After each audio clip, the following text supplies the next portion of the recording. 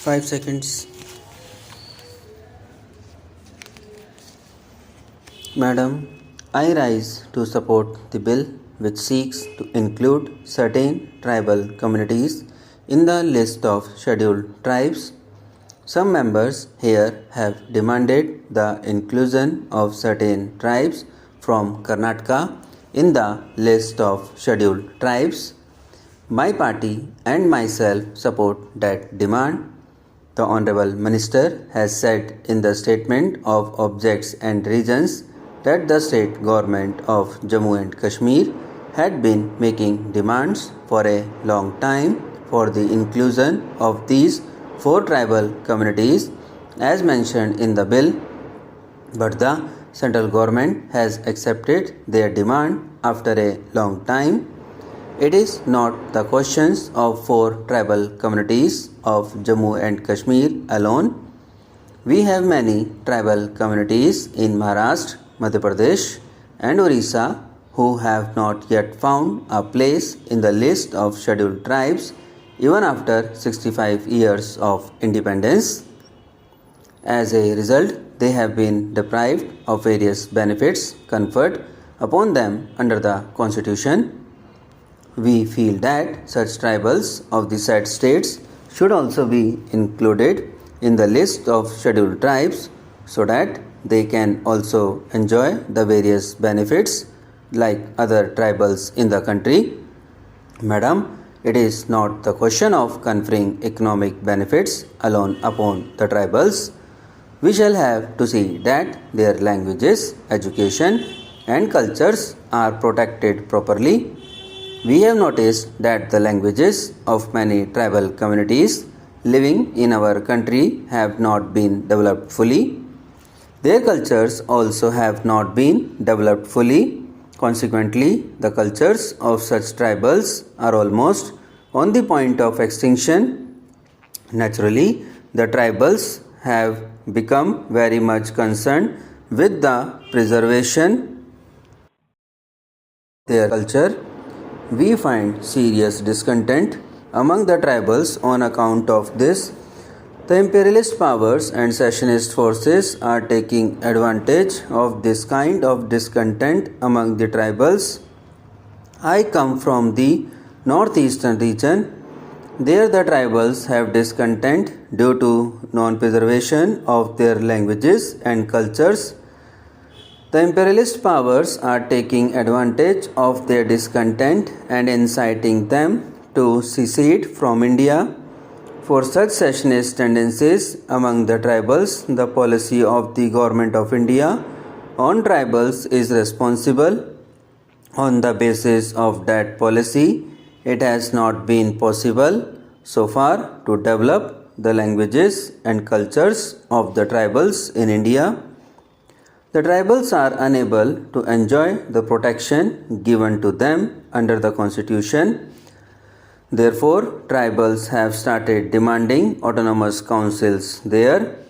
My party feels that the tribals should be conceded autonomous council so that they can preserve their languages, cultures and their ancient civilizations. My party further feels that such an autonomy to the tribals is not outside the framework of the Constitution of India, but the tribals have been deprived of their legitimate rights due to 65 years misrule of Congress government at the center. As a result, the imperialist power and secessionist forces are taking full advantage of the growing discontent among tribals in our country. In certain states, Naxalites are also taking advantage of such a discontent among the tribals. Our Home Minister had a meeting with the Chief Ministers of certain states the day before yesterday in order to find out ways and means to curb the activities of the Naxalites. We do not think that the activities of Naxalites can be curbed through military force or police force. We can pacify the tribals only by conceding their legitimate demands. Tribals are justified in raising the discontent if they find that their communities are on the point of extinction. Madam, the tribal problem is very acute in Tripura, in this old tribal princely state, due to the influx of refugees from East Pakistan. The tribals are now 28% of the total population there. The influx of refugees is still on from present Bangladesh, not only in Tripura, but also in other parts of northeastern region. It is known to all the members in this house that the Communist Party government established autonomous district councils for the tribals in Tripura. The refugees are entering those areas also which are under the jurisdiction of the autonomous district council. The main object behind the movement of refugees in those areas is to turn the tribals into minorities in their own areas, and such a movement has been possible due to the policy of the present Congress government there.